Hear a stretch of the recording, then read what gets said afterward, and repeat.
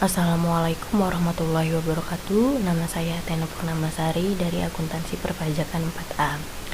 Baiklah, di sini saya akan menjelaskan perbedaan laporan keuangan akuntansi organisasi nirlaba dengan laporan keuangan biasa. Sebelumnya saya akan menjelaskan apa itu akuntansi organisasi nirlaba. Akuntansi organisasi nirlaba ini merupakan entitas yang tidak berorientasi pada laba, namun tetap memiliki kewajiban untuk mempertanggungjawabkan pemanfaatan sumber daya yang dikelolanya kepada penyandang dana atau society. Salah satu media pertanggungjawabannya adalah laporan keuangan. Selanjutnya, standar acuan entitas nirlaba. Yang pertama ada PSAK 45 tentang pelaporan keuangan entitas nirlaba, yang kedua ada SAK umum, yang ketiga ada SAK etap, yang terakhir ada IPSAS. Namun IPSAS ini relatif sedikit diterapkan di akuntansi nirlaba.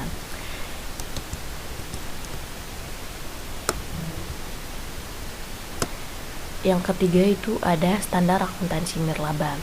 Standar akuntansi nirlaba ini sering diidentikan dengan organisasi pemerintah atau organisasi sektor publik, contohnya rumah sakit dan universitas.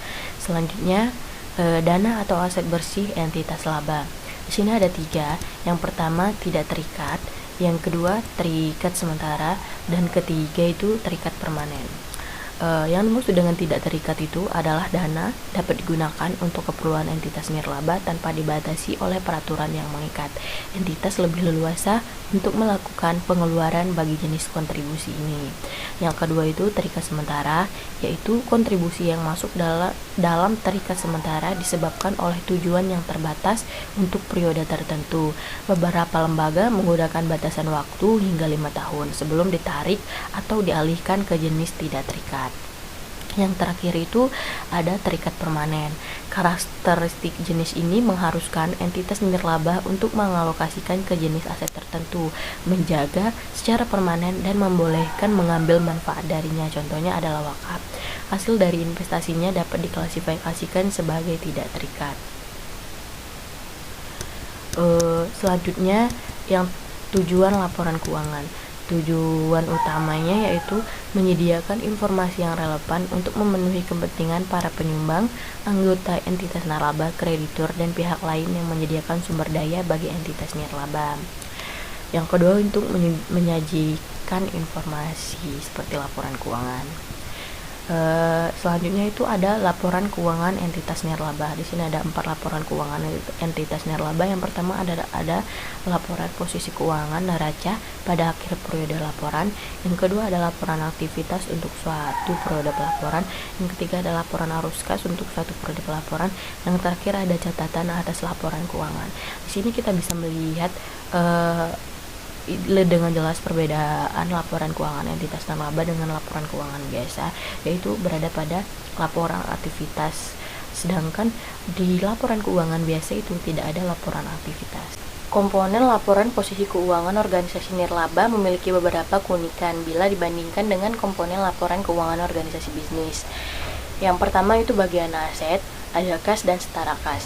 Bila ada kas atau aset lain yang dibatasi penggunaannya oleh penyumbang, maka hal ini harus disajikan terpisah dari kas atau aset lain yang tidak terikat penggunaannya. Yang kedua, piutang. Misalnya, piutang pasien, pelajar, anggota, dan penerima jasa lain. Yang ketiga, persediaan. Yang keempat, sewa, asuransi, dan jasa lainnya yang dibayar di muka. Yang kelima, surat berharga atau efek dan investasi jangka panjang. Yang keenam, tanah, gedung, peralatan, serta aset tetap lainnya yang digunakan untuk menghasilkan barang dan jasa, dan lain-lain.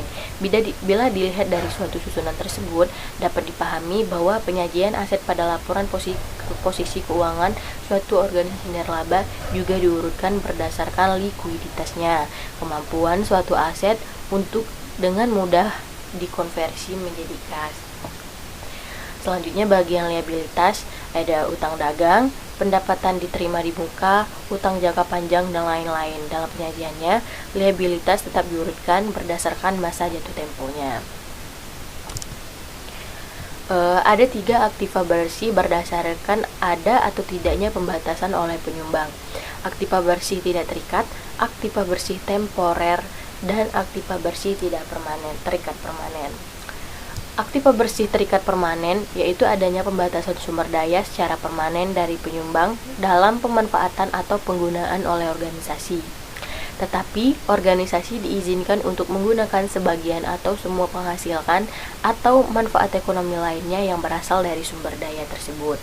Yang kedua, aktivitas bersih terikat temporer, yaitu pembatasan penggunaan sumber daya oleh penyumbang atau menetapkan agar sumber daya tersebut dipertahankan sampai dengan periode tertentu atau sampai dengan terpenuhinya keadaan tertentu.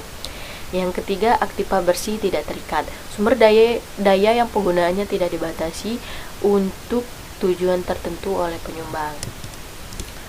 Organisasi nirlaba tidak memiliki laporan laba rugi, namun laporan ini dapat dianalogikan dengan laporan aktivitas.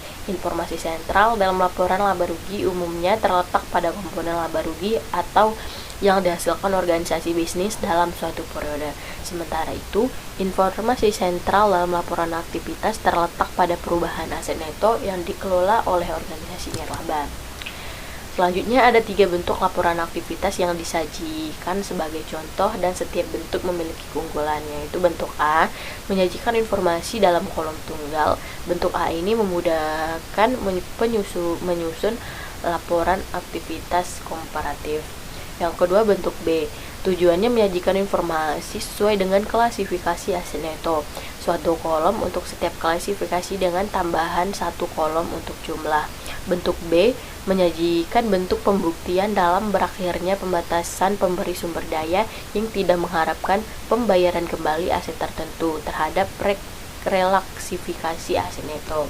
Bentuk B ini memungkinkan penyajian informasi agregat mengenai sumbangan dan penghasilan dari investasi. Yang terakhir itu bentuk C, yaitu untuk menyajikan informasi dalam 2 laporan dengan jumlah ringkasan dari laporan pendapatan, beban, dan perubahan terhadap aset neto tidak terikat disajikan dalam laporan perubahan aset neto. Pendekatan bentuk C ini menitikberatkan perhatian pada perubahan aset neto yang tidak terikat. Bentuk ini sesuai dengan entitas nirlaba yang memandang aktivitas operasi sebagai aktivitas yang terpisah dari penerimaan pendapatan terikat dari sumbangan dan investasi.